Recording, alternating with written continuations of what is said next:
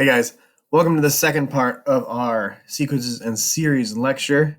This will be on series. And so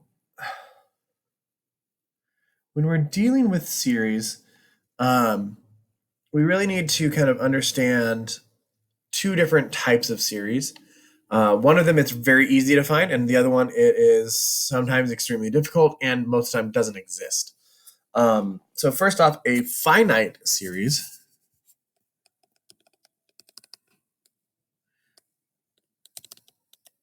is an expression that has the form a sub 1 plus a sub 2 plus ... a sub n. Notice this is similar notation to the sequences, right? So it's kind of the same idea. And our second type of series is an infinite series.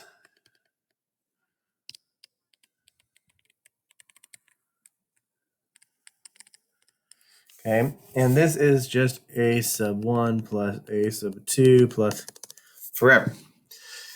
So notice the two differences here are that the finite series is essentially what it is it is the sum of the terms of a finite sequence. Okay, so if we have a sequence with a fixed number of terms, you add those together, that gives you a finite series. If you have a sequence with an infinite number of terms and you add those together, that is an infinite series. Now, as you can see from this, obviously,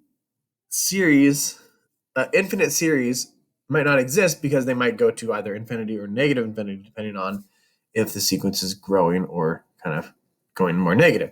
So we're going to talk about some ways to kind of identify whether or not an infinite series exists or not. And we'll go through that. But a finite series always exists. Very nice. Okay.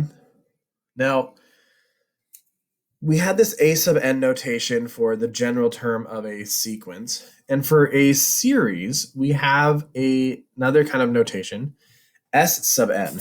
So s sub n, this is the sum of the first n terms. Okay. This is also referred to as a partial sum. Okay. So kind of very simply, s sub 1 is just a1. S sub 2 is a1 plus a2. S sub 7, if you will, is a sub 1 plus a sub 2 plus a sub 7. And s sub n is equal to a sub 1 plus a sub 2 plus a sub n. Okay. And so this is kind of how we can talk about these partial sums and these kind of simple things. Now, it doesn't really matter too much, but these are capital S's, if you will, just if you're writing these things down. So this little statement is something I want to talk about, but we're going to really kind of ignore this, and we're going to create some different methods to solve for S. Okay. So if the sequence of partial sums s sub 1, s sub 2, s sub 3, s sub n approaches a real number s as n goes to infinity, then the sum of the infinite series is s. So we say that s with no subscript is the infinite series or the infinite sum. Okay. So what this is really talking about, so we say that this series of sums, the limits approaching, let's just say we had something like 2,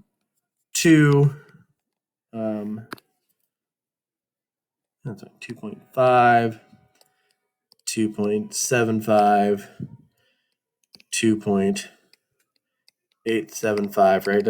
And it eventually gets up to things like 2.9, 2.999, 2.9999, like this. We can see that every time this gets bigger, it's getting closer and closer to 3, but it's not jumping over 3. So we would say that this would have a limit of 3. Okay. So that's what we mean by if this thing is kind of if as n approaches infinity, if this is approaching some real number s. So that's what that's talking about there. So let's look at some examples.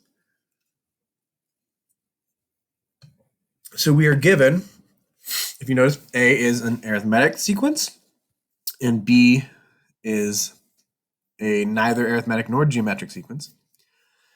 But it wants us to calculate the fourth partial sum, or S sub 4, for both of these. So to do that, we have to know A sub 1, A sub 2, A sub 3, and A sub 4. So we just need to calculate those values. A sub 1 equals 2 times 1 plus 1. A sub 2 equals 2 times 2 plus 1. A sub 3 equals 2 times 3 plus 1. A sub 4 equals 2 times 4 plus 1. So 2 times 1 is 2, plus 1 is 3. 2 times 3 is 4, plus 1 is 5, 7, and 9. So S sub 4 in this case is going to simply be 3 plus 5 plus 7 plus 9, which gives us 24. Okay. Our next partial sum that we're going to find here, we have A sub n equals n squared. So A sub 1, 1 squared. 2 is 2 squared. Let's just do these. A sub 3 is 3 squared, which is 9. And A sub 4 is 4 squared, which is 16. So that means S sub 4 is 1 plus 4 plus 9 plus 16, which gives us a very simple 30. Okay. So what I want you to, before we move on in our notes, I want you guys to add the numbers from 1 to 10. So 1 plus 2 plus 3 plus 4. And see what that equals. And while you're doing that, think about if there's any cool tricks you could figure out to make that work.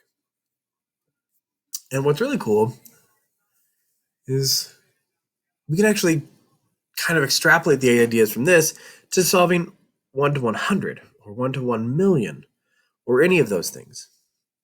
And so let's look at 1 to 10. So that you should have already gotten that hopefully by now. It's, my rambling time. It's 55. So 1 plus 2 plus 3 plus 4 plus 5 plus 6 plus 7 plus 8 plus 9 plus 10. Okay, gives us 55. But here's a really cool way to do this. And so this is actually a mathematical myth or fable or it may be true, right? So there's a very famous mathematician that as an elementary schooler was very quick with his mathematics. So much so that he would finish math assignments before his teacher would basically finish passing them out, and the teacher would get very frustrated with him. And so the teacher decided, I know, I'll keep this kid busy for a little while. Go in the corner and add up the numbers from 1 to 100. And after about 30 seconds, the kid came back with the correct answer. And the teacher had no idea how he did it. And the way he did it was he recognized a pattern. And that pattern is 1 plus 10 equals 11.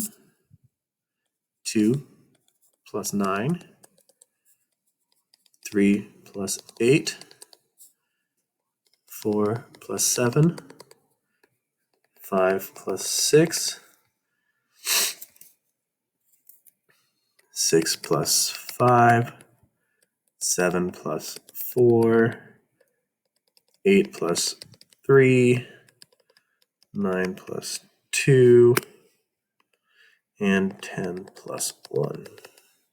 So I have 1, 2, 3, 4, 5, 6, 7, 8, 9, 10 different sets of 11. So we could do 10 times 11. But there's a problem with that. You notice 1 and 10 is here, but I also have 1 and 10 here. I've double counted everything. So I just need to simply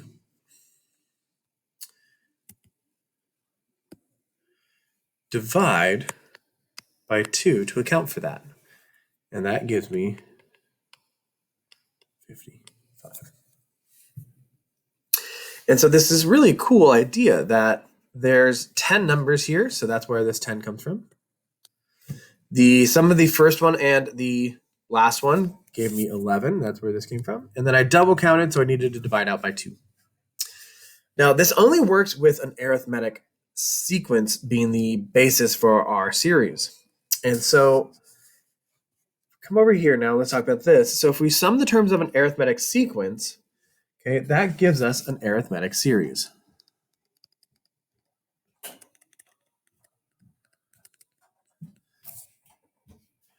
Okay, and the sum of the first n terms of this arithmetic sequence is found by, as it says, averaging the first and nth terms, or the first and the last one, by multiplying them by n. Okay, and so what's really cool is we get this nice simple formula that S sub n equals n times a sub 1 plus a sub n all over 2. And so if we look at this next sequence here, or this next example, we want to find the sum of 2 plus 4 plus 6 plus 8 up to 144. Okay? So,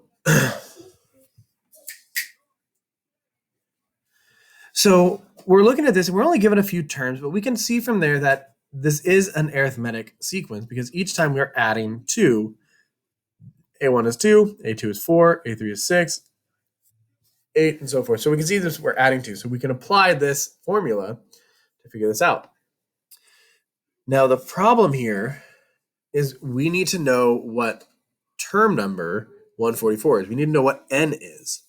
So we know d is 2. And we know from the sequences lesson that an arithmetic sequence is defined by the formula right here.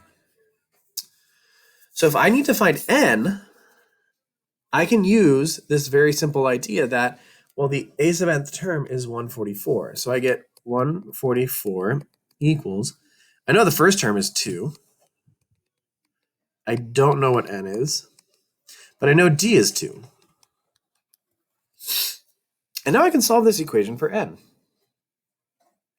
And so there's a few things we could do, right? We could distribute and combine like terms. I'm just going to kind of jump in and go for it. We're going to subtract 2, 142 equals n minus 1 times 2 divide by 2 over here. And so 142 is 71. So 142 over 2 is 71. N minus 1, so we add 1. We get that n is equal to 72. So we know what n is now. We know what a1 is, and we know what an is. So we can find s sub 72 by saying that is 72 times 2 plus 144 over 2. And that is 5,256.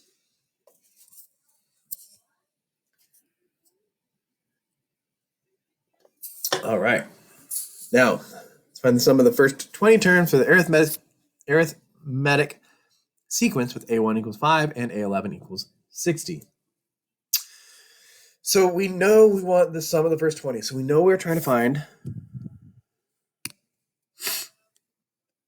s sub 20, and we know that is going to be equal to n times a1 plus an over 2, which we can now fill some things in. We know that's 20. We know a1 is negative 5, but we don't know what this is. We don't know a sub 20. So I need to find a sub 20.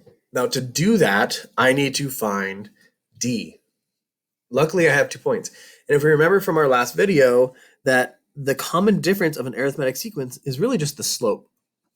So we can kind of convert this a1 negative 5 and a11 equals 60 into 2 points. And those points would be 1 negative 5 and 11 60. And so D is just the slope between those.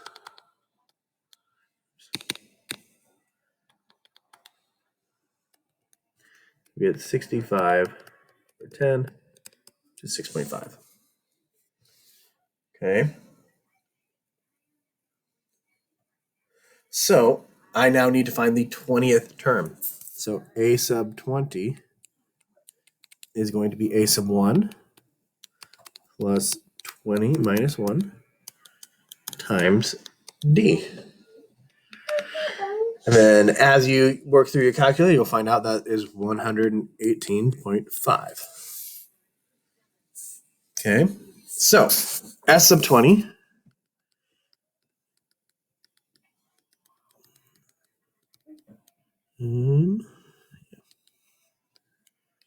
is 20 times quantity negative 5 plus 118.5, all divided by 2.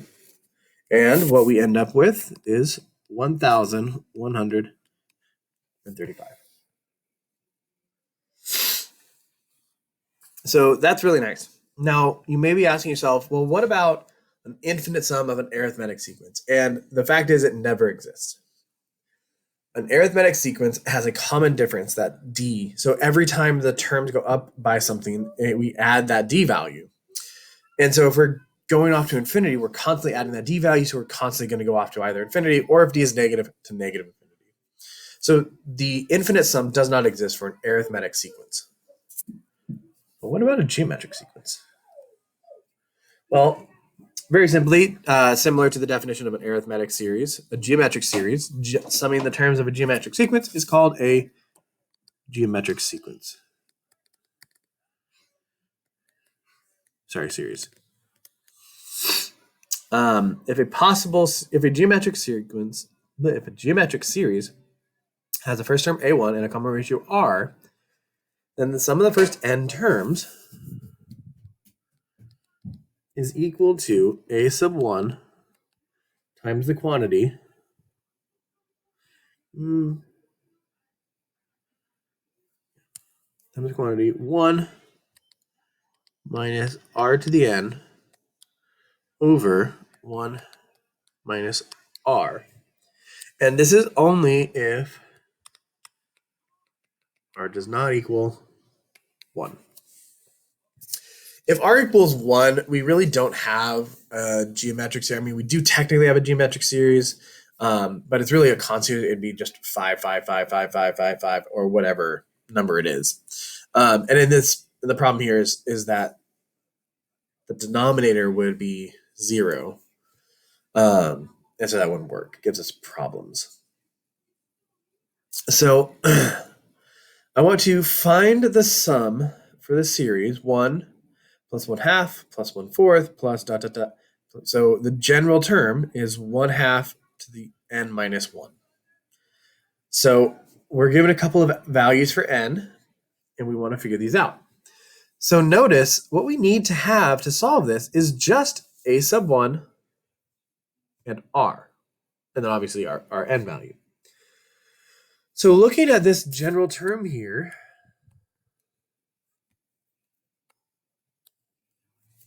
okay, why?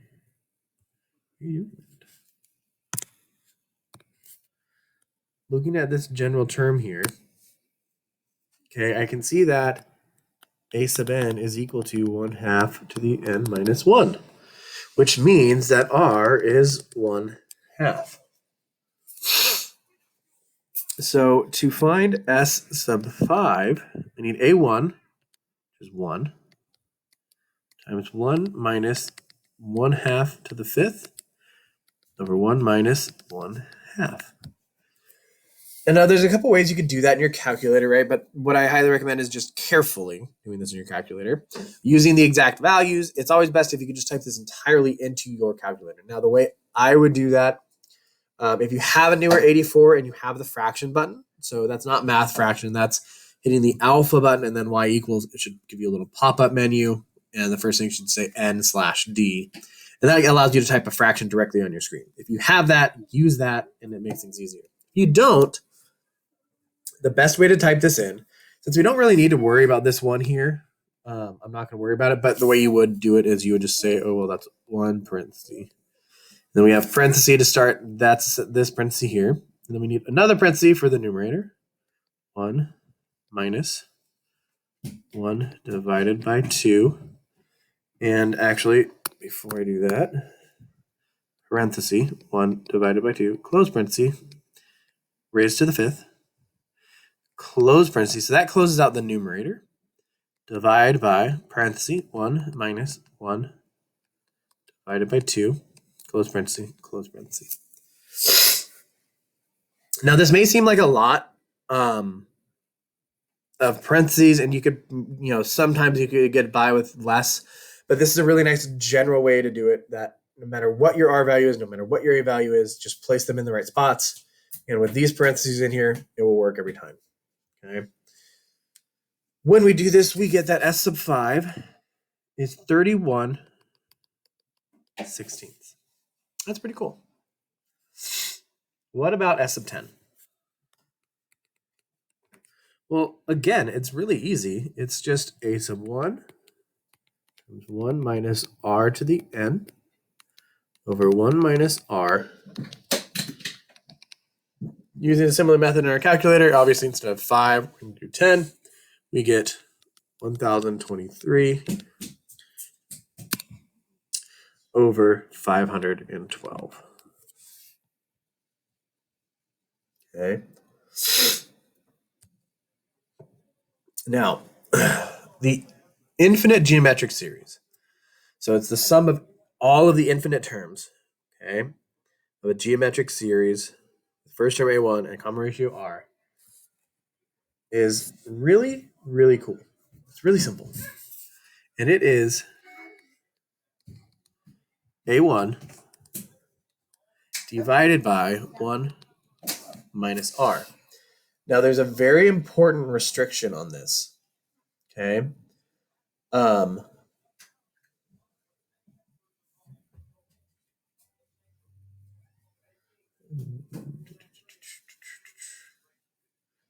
trying to look at an example I have written up here. The very important restriction here is that the absolute value of R has to be less than 1. So what this does is it means that this sequence, this geometric sequence, is decreasing. It means from one term to the next, it's getting smaller and smaller and smaller, closer and closer to 0. So I don't say smaller because, going to negative infinity is actually getting smaller. But it's going closer and closer to 0. Now, if R is negative, it's still okay, right? Because essentially what's happening is our sequence would be bouncing back and forth, positive to negative, because if we multiply by a negative each time, it's going to flip-flop, right? So if my R value is negative 1/2, get like 1, negative 1/2, 1/4, negative 1/8, 1/16, negative 1/32, right? So we'd be bouncing back and forth across the kind of 0, if you will. This R value has to be less than, the absolute value of the R value has to be less than 1, so that this is a decreasing sequence. Because if R is greater than 1 or equal to 1, it would just go off to infinity. Okay, so find the sum for this series. So we are finding the infinite sum here. All right. So what we have to figure out is first, what's R? Notice it goes 1/2, 1/4, 1/8, 1/16. So here our R value is clearly 1/2. So, and if you're not sure how to figure that out, right, take any one term, divide it by the previous term, and you'll get your R value. Okay. So that means the infinite sum here is equal to A1 divided by 1 minus R. A1 is 1/2 divided by 1 minus 1/2, and that equals 1. Now that seems really weird. You're like, how is that possible? How in the world I'm adding 1/2 plus 1/4 plus 1/8 plus 1/6? How is that getting to 1? And if you just do it on your calculator, do it out 10 terms or so, and you'll see that it's starting to get there, and you're like, oh, okay, it's kind of working. If you think of it like walking halfway to a door every time. So look at the door, whatever room you're in. Imagine, if you will, walking halfway there. and then walking halfway of the remaining distance, then halfway of the remaining distance, and halfway of the remaining distance, right? You're never going to actually, kind of theoretically, you're never going to be at your door because you've always got halfway more to go. You maybe come down to atomic levels and so forth. But you're getting to your door. So that's what's happening here is while this sum is never going to exactly be 1, it's going to 1. And so we say that the infinite sum is 1 in this case. So let's look at this next problem here. And we want to show that 0.3 repeating forever is really 1/3. We know it from our calculator hitting buttons. It tells us that, but let's show that using these series. So I want to create the sequence first, and it's just going to be a very simple 0.3, comma 0.03, 0.003, and so forth. And so our R value here, we can calculate, is 1/10. A 1/10 absolute value of that is definitely less than 1, so that meets that condition.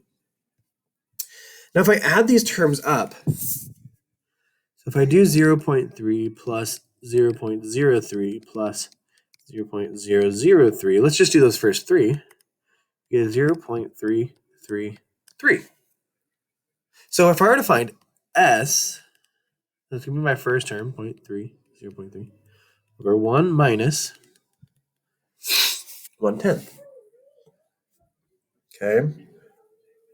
To make our lives a little easier for the calculations, we'll do these calculations by hand. I'm not going to jump the gun on this. Instead of 0.3, I'm going to convert that back into a fraction, and so that is 3/10 over. So 1 minus 1/10, so that's 10 tenths minus 1/10, if you will. So I have 3/10 over 9/10.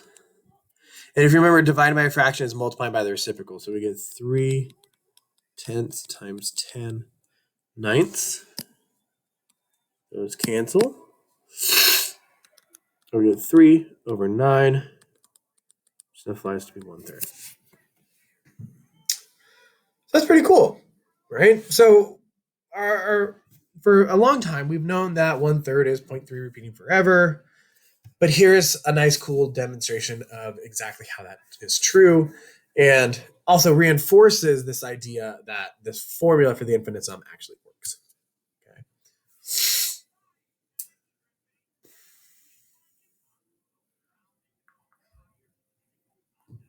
You know what?